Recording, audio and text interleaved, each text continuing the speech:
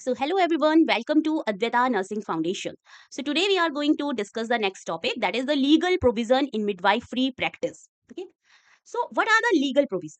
Legal provisions are the some specific rules, clauses, or the section within a law, contract, or state that dictate what must or must not be done in a certain situation. Means किसी भी law या contract के वो specific rules जो बताते हैं कि क्या अलाउड है और क्या नहीं। आज का हमारा टॉपिक यही है, that is the legal provision. और जो लीगल प्रोविजंस होते हैं that are the building blocks of any legislation. किसी भी लॉ के क्या है, ये बिल्डिंग ब्लॉक्स है जो एस्टेब्लिश करते हैं राइट्स को, ड्यूटीज को, ऑब्लिगेशंस को, जो भी पर्टिकुलर जगह पर ये क्या हो रहे हैं, अप्लाई हो रहे हैं। और इनका बेसिकली पर्पस ये है how they serve as a basis for the laws enforcing and resolving the disputes. Okay, so in this topic we ensure that is the safe maternal and newborn care across the India. Ministry of the Health and Family Welfare ने जो ये laws दिए थे वो क्या ensure करते हैं, वो ये इंश्योर करते हैं कि ऑल ओवर द इंडिया जो मैटरनल केयर है या न्यूबॉर्न केयर है वो प्रॉपरली दी जा रही है या नहीं दी जा रही। सेकेंडली आईएनसी पे आते हैं, तो आईएनसी क्या चेकआउट करता है, आईएनसी चेकआउट करता है standardise education and clinical practice को इन नेशन वाइड। पूरे देश में स्टैंडर्डाइज एजुकेशन जो है वो प्रोवाइड की जा रही है या नहीं की थी। Next is the it also protect the right during the pregnancy and the child birth. Women's के राइट्स को भी ये क्या करता है, प्रोटेक्ट करता है और इंश्योर करता है कि जो हेल्थ वर्कर्स हैं वो इंश्योर करें कि वो अकाउंटेबल हैं अपने काम के लिए या नहीं अकाउंटेबल हैं। नेक्स्ट इज द मिडवाइफ्स, जिनको हम क्या बोलते हैं, स्किल्ड बर्थ अटेंडेंट बोलते हैं। ठीक है, उनके लॉज, उनके राइट्स को भी ये क्या करते हैं, प्रोटेक्ट करते हैं। आज हम इन्हीं दो मेन अथॉरिटीज के बारे में बात करेंगे, that is the Indian Nursing council and ministry of health and family welfare. इस लेक्चर के एंड तक आप इंडिया में मिडवाइफरी का लीगल फ्रेमवर्क समझ पाओगे, एनएनएमसी एक्ट 2023 के अपडेट्स को जान पाओगे, आईएनसी और एमओएचएफडब्ल्यू के रोल्स आपको क्लियर होंगे और मिडवाइफ्स की लीगल रिस्पॉन्सिबिलिटीज क्या हैं उनको आप समझ पाओगे। So these are the learning objectives of this class. So we start with the regulatory framework overview. So in India, midwifery regulations has the three main pillars. Means जो midwifery regulations हैं वो तीन main pillars के ऊपर based है. First is the INC Act, second is the MOHFW policies and programs, and third one is the legal provision. So in the INC Act that is started in 1947, जो कि अब क्या हो रहा है, replace हो रहा है by the NNMC के द्वारा। NNMC कब आया है, that is the 2023. Second, MOHFW policies और प्रोग्राम्स जो सपोर्ट करते हैं मिडवाइफरी प्रैक्टिसेस को। And third one is the legal provisions जो इंश्योर करते हैं सेफ प्रैक्टिसेस को, एथिकल केयर को एंड स्टैंडर्डाइजेशन को। सबसे पहले बात करेंगे NMC act 2023। The National Nursing and Midwifery Commission Act 2023 marks a landmark shift in midwifery regulation in India.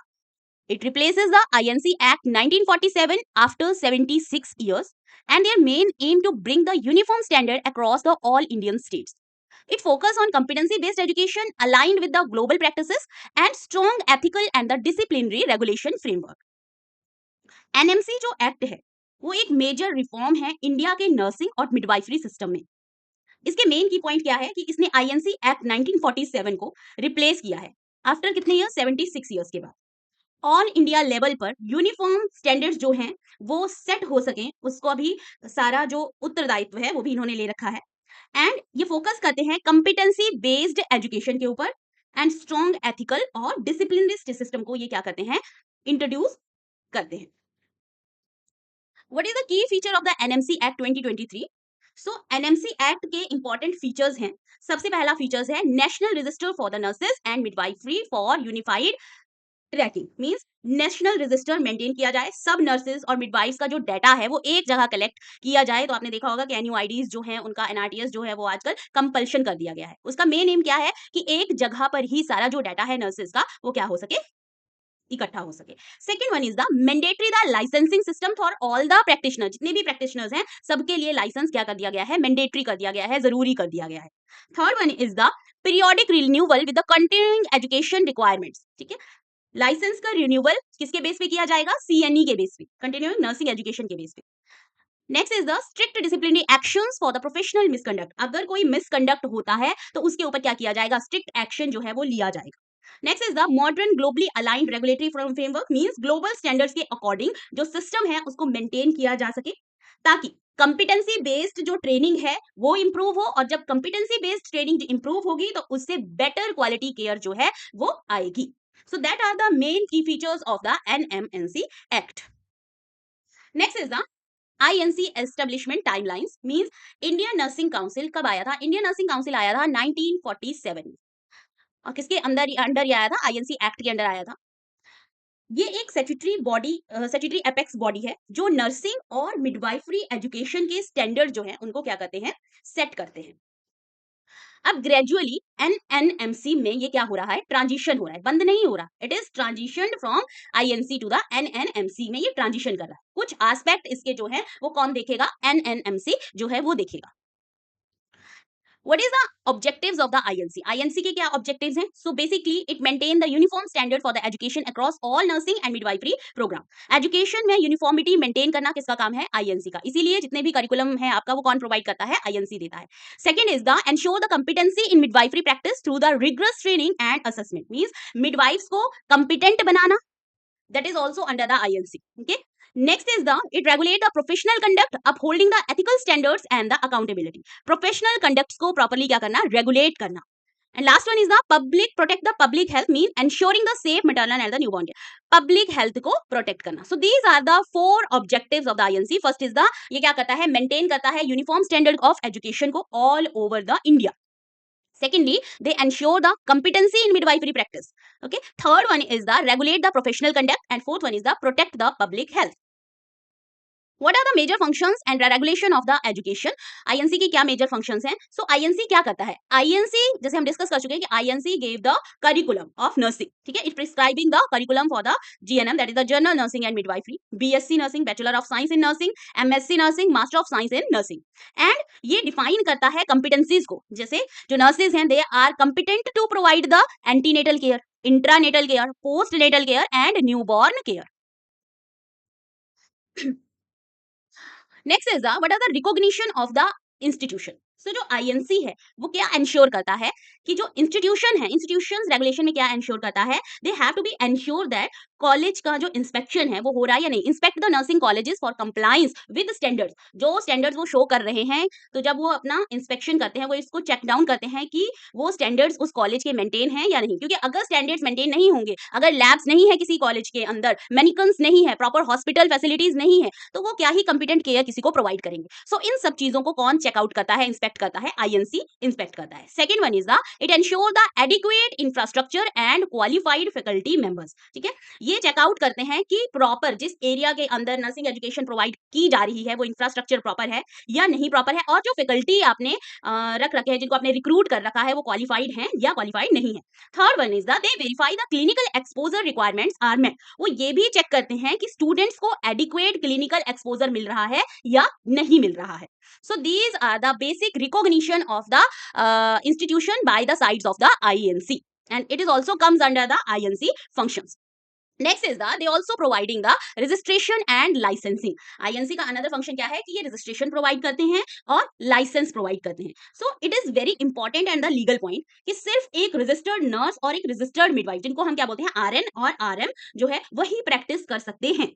INC standards को set करता है और स्टेट नर्सिंग काउंसिल के साथ उसको क्या करेगा, कोऑर्डिनेट करेगा, ताकि जो नर्सेज हैं उनको क्या किया जा सके, रजिस्ट्रेशन सर्टिफिकेट्स जो है वो प्रोवाइड किए जा सके.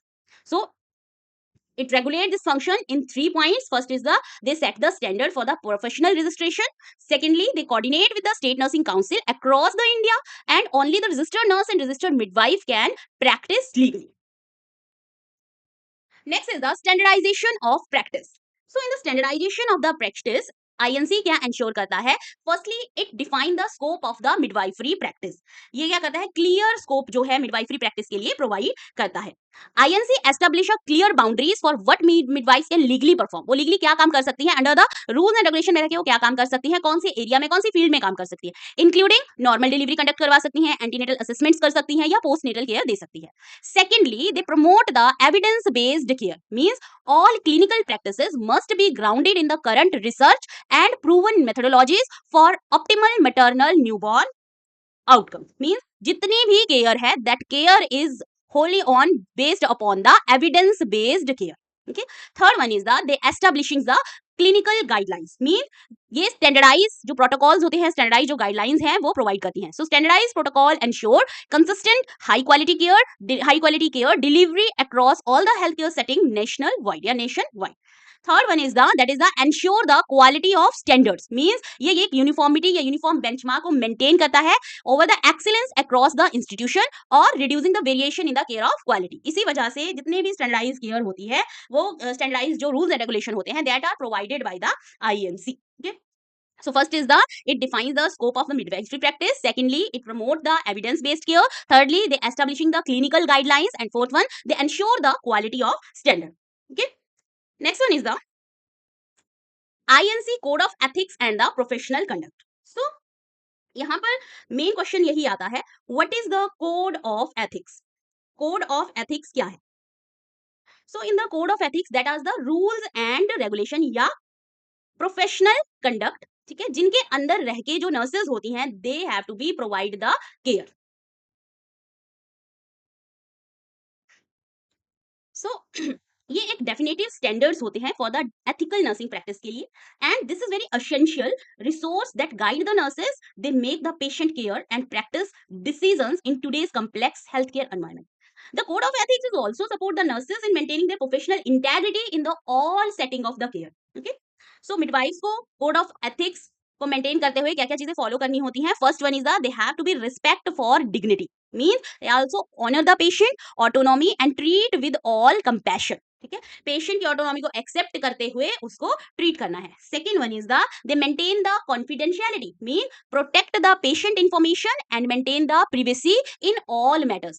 आपको पेशेंट की इंफॉर्मेशन को, जो भी इंफॉर्मेशन अगर पेशेंट ने आपसे शेयर करी है उसको प्रोटेक्ट करना है और उसकी प्रिवेसी को आपको क्या करना है? मेंटेन रखना है। Third one is the accountability, that means it takes the responsibility for the professional actions and decision, ठीक है, मींस जो भी वो काम कर रहे हैं वो अपने उस काम के लिए क्या होने चाहिए? रिस्पॉन्सिबल होने चाहिए। ये लीगल और एथिकल दोनों तरह की क्या है? रिस्पॉन्सिबिलिटी है। Next is the CNE. So what is the CNE? That is the continuing nursing education.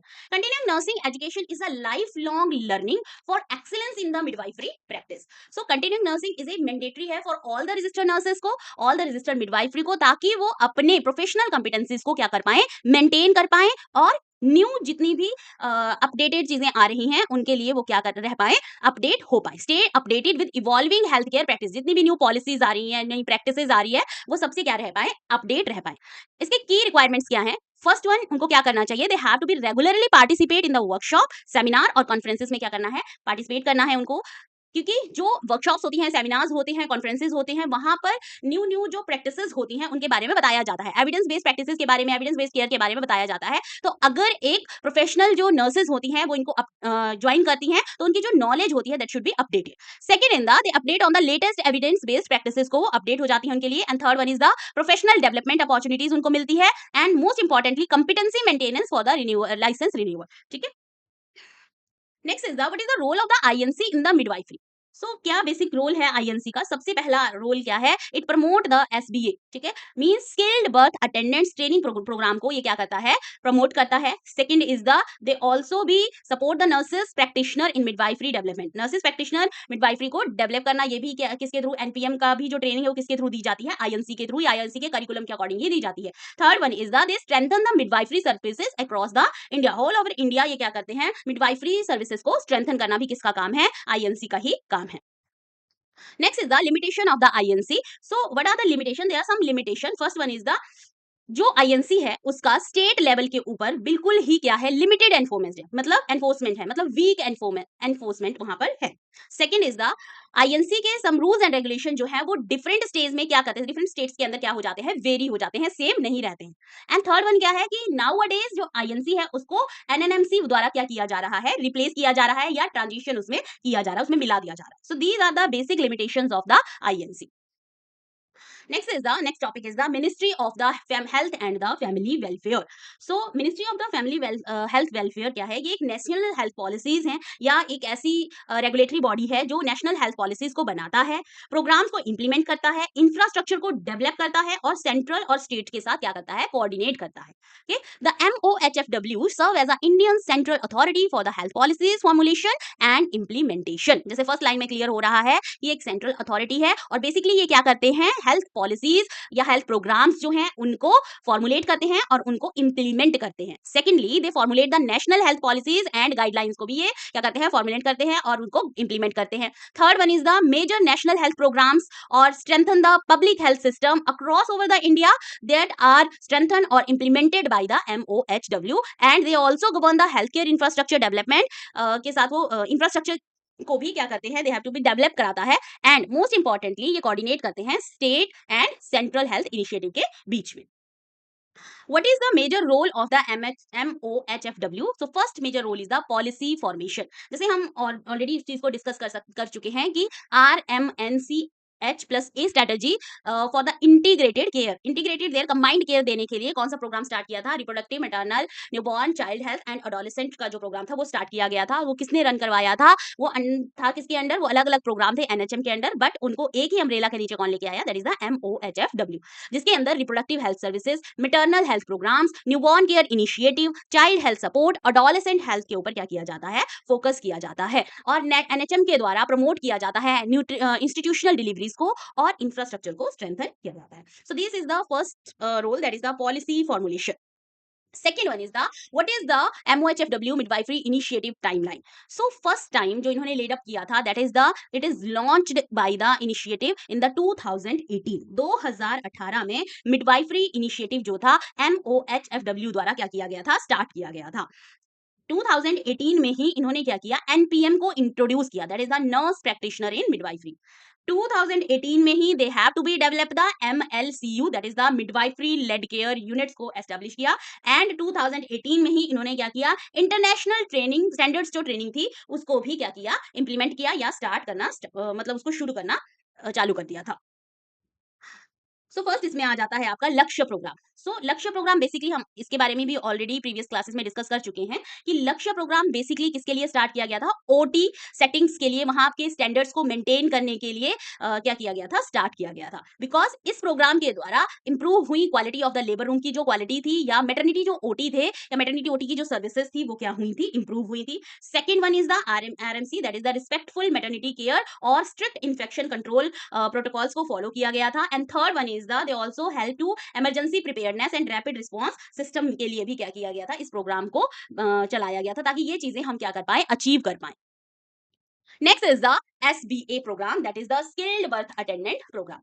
So why the skilled birth attendant is necessary? So skilled birth attendants इसलिए जरूरी होते हैं ताकि सेफ डिलीवरी रहे, ठीक है, सेफ चाइल्ड बर्थ रहे, ताकि हमारे पास एंड में क्या मिल सके, हमें हेल्दी मदर और हेल्दी बेबी जो है वो मिल पाए। सो SBA प्रोग्राम के अंतर्गत they ensure that every delivery is attended by the trained personnel, किसी दाई के द्वारा ना किया जाए, किसके द्वारा अटेंड की जाए delivery, that is the SBA के द्वारा अटेंड की जाए, इसीलिए SBA जो प्रोग्राम था उसको स्टार्ट किया गया था। Second one is the unnecessarily जितनी भी चीजें होती हैं या मेडिकलाइजेशन होती हैं उसको क्या किया जा सके, रिड्यूस किया जा सके। सो इसका मेन फोकस क्या था, conduction of the normal delivery and neonatal resuscitation skills. Third one is the early complication detection, अगर किसी को मान लो थर्ड स्टेज प्रॉपर्ली मैनेज नहीं हुई है, PPH हो रहा है, तो अगर उसका अर्ली कॉम्प्लिकेशन डिटेक्ट हो जाती है तो हम उसको टाइमली रेफर करके मदर को क्या कर सकते हैं, प्रोटेक्ट कर सकते हैं, ठीक है। So that is very necessary. Next is the what are the guidelines and the protocols. So the guidelines is the first is the MOHFW provide करता है हमें standardized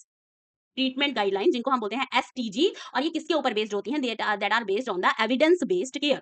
second one is the labour room protocol that ensure the safe delivery practices and third one is the infection prevention guideline for the maternal safety. So MHFW का जो legal framework support system है वो क्या है? सो जो MOHFW है वो basically some important acts के ऊपर सम इम्पॉर्टेंट एक्ट उन्होंने प्रोवाइड करे हैं। कौन कौन से? First one is the MTP act, that is the safe abortion services. Second one is the PCPNDT act, that is the prevention of the sex selective practices and the prenatal diagnostic regulations, and third one is the BMW, that is the biomedical waste management rules and the safe disposal of the protocols for the healthcare facilities। ठीक है, so what is the, अगर हम comparison करते हैं INC और MOHFW का, सो INC basically क्या करता है, एक ऐसी रेगुलेटरी बॉडी है जो नर्सिंग एजुकेशन के ऊपर फोकस करती है, एजुकेशन का जो यूनिफॉर्मिटी है उसको मेंटेन करती है, लाइसेंस के स्टैंडर्ड्स को मेंटेन करती है, एंड स्टैंडर्डाइज सेटिंग प्रोवाइड करवाती है सेफ प्रैक्टिसेस के लिए। और अथॉरिटी किसको होती है? प्रोफेशनल रेगुलेशन, मतलब जो ये ट्रेनिंग कंप्लीट करता है उसी को क्या मिलते हैं? सर्टिफिकेट जो है वो प्रोवाइड किए जाते हैं। दूसरी तरफ ministry of the health and the family welfare, ये एक गवर्नमेंट मिनिस्ट्री है फॉर द हेल्थ, और इसका मेन फोकस क्या है? पॉलिसी बनाना और उसको इंप्लीमेंट करना। इसका मेन रोल क्या है कि ये प्रोग्राम को एग्जीक्यूट करती है नेशन वाइड, मींस सेंटर से प्रोग्राम स्टार्ट होगा और उसको ग्रास रूट लेवल तक ये लेके आएंगे। और इसका मेन जो अथॉरिटी है वो कौन है? That is the national health government, मतलब जो गवर्नमेंट है वो इसकी मेन क्या है? अथॉरिटी है। Next is the legal responsibilities of a midwife. So first legal responsibility is the legal registration. Means अगर कोई midwife है उसके पास क्या होना चाहिए? Registered nurse या registered midwife का license होना चाहिए। Second one is the they practice within the scope. Means जो उसका scope है उसी के अंदर उसको काम करना चाहिए। Means they have to be conduct the normal deliveries, refer the high risk cases appropriately. Third one is the they follow the guidelines, adhere to the INC standards and MOHFW protocols at the all the time। Means जितनी भी guideline INC या ministry of health and family welfare के द्वारा दी गई है या दी जाती है उनको उसे क्या करना है? फॉलो करना है। Next is the they have to be do the documentation, mean proper documentation होना चाहिए, maintain the case sheet properly होनी चाहिए, पार्टोग्राफ प्रॉपर्ली फिल होने चाहिए, कंसेंट फॉर्म जो एज अ लीगल एविडेंस है वो भी क्या होना चाहिए? डॉक्यूमेंटेड होना चाहिए। Next is the patient safety, ये एंश्योर करना एक मिडवाइफरी के लिए बहुत ज्यादा जरूरी है कि पेशेंट जो है वो सेफ रहे। So they have to be detect the early complication and timely referral. Next is the ethical practices, means उसको प्रोफेशनल जो कंडक्ट है, प्रोफेशनल जो रूल्स एंड रेगुलेशंस हैं उनके अंडर रहकर ही काम करना है ताकि वो अपनी डिग्निटी को अपन मेंटेन कर पाए, कॉन्फिडेंशियलिटी को एंश्योर कर पाए और प्रोफेशनल स्टैंडर्ड्स को होल्ड कर पाए। Next is the legal accountability of the midwives. So what are the legal accountability? अगर कोई भी मिडवाइफ जो है वो किसी भी काम को या अपने काम को प्रॉपर्ली नहीं करती है, नेग्लेक्ट करती है, नेग्लिजेंस के केसेस में जाती है या अकाउंटेबल नहीं है, उस चीज की रिस्पॉन्सिबिलिटी नहीं ले ली है जो उसने किया है, सो नेग्लिजेंस के जो केसेस हैं वो उसके ऊपर जा सकते हैं। For example consumer protection act liability for the negligence and IPC 304A that is the criminal negligence के अंदर है। ये दोनों लीगल जो चीजें हैं वो उसके ऊपर अप्लाई हो सकती हैं। और ये किन केसेस में अप्लाई होगी? If they have to be failure to monitor the labour properly, अगर लेबर को वो मॉनिटर करने में क्या होती है? फेल होती है, जिससे मदर और बेबी दोनों की जो लाइफ है वो थ्रेटन होती है। Second one is the if they have to be delay in the referral leading to the complication, complication देख रही है बट फिर भी वो रेफर नहीं कर रही है, that are also comes under the legal section के अंदर वो आता है। थर्ड वन इज द उसने गलत मेडिकेशन जो है वो पेशेंट को प्रोवाइड कर दी है, that is also be counted under the legal accountability. And poor documentation means evidence gap जब होता है, that is also be cause the legal accountability, legal cases. इनके बेसिस पे अगर कोई भी मिडवाइफ्स इस तरह के केसेस में इन्वॉल्व होती है तो फर्स्टली उसका क्या किया जाता है? उसका जो लाइसेंस होता है वो रद्द कर दिया जाता है और उसको कहीं भी काम करने नहीं दिया जाता है। Next is the current trends in the India. So India में जो बेसिक करंट ट्रेंड है वो शिफ्ट हो रहे हैं मिडवाइफरी लेड केयर मॉडल के ऊपर। ठीक है, NPM इंट्रोड्यूस हुआ है, RMC जो है वो एम्फेसाइज हो रही है, लेबर रूम की क्वालिटी और लक्ष्य प्रोग्राम के थ्रू स्ट्रेंथन हो रही है। ठीक है, ICM कॉन्फिडेंशियल ऑफ मिडवाइफ्स के अकॉर्डिंग जो ग्लोबल स्टैंडर्ड्स हैं वो सेट किए जा रहे हैं एंड क्वालिटी इंप्रूवमेंट इनिशिएटिव जो है वो ऑल ओवर द इंडिया लिए जा रही है। ये टॉपिक हम ऑलरेडी डिस्कस कर चुके हैं, इसीलिए मैं सिर्फ इनको रीड करके छोड़ दे रही हूँ। Next is the what is the role of a midwife under this regulation. एक नर्स का या एक मिडवाइफ का इसमें क्या रोल है अंडर दिस इन रेगुलेशंस के अंदर जब वो काम करती है? तो सबसे पहला रोल है they have to be conduct the safe delivery, means comprehensive maternal care वो प्रोवाइड करे और सेफ डिलीवरी कंडक्ट करे। सेकंड वन इज द जितने भी प्रोटोकॉल्स जो हैं प्रोवाइड किए गए हैं उन प्रोटोकॉल्स को वो क्या करे? फॉलो करे and act as a patient advocate की तरह वो क्या करे? काम करे। Third one is the they have to be participate in the nationwide health care programme, जितने भी नेशनल लेवल पे प्रोग्राम्स हो रहे हैं उन सब में उसको क्या करना चाहिए? पार्टिसिपेट करना चाहिए। So these are the basic roles of the midwifes under these regulations. So now I'll conclude my topic. So INC and MOHFW regulations ensure the safe, standardized, and accountable midwifery practices, and these are also promote the high quality and respectful maternal and newborn care in alignment with national and the global standards means INC और एमओएचडब्ल्यू मिलकर ensure करते हैं ताकि safe practice हो, secondly standardisation maintain हो, और जो भी हेल्थ केयर प्रोवाइडर हैं वो क्या रहे अकाउंटेबल, जिसका अल्टीमेट एम क्या है कि high quality maternal and newborn जो केयर है वो एस्टेब्लिश हो पाए। Thank you so much for your watching. अगर आपको ये लेक्चर हेल्पफुल लगा हो तो काइंडली लाइक करें, सब्सक्राइब करें, बेल आइकन को प्रेस करें, और अगर कोई भी डाउट हो तो कमेंट्स में जरूर पूछें। Thank you so much.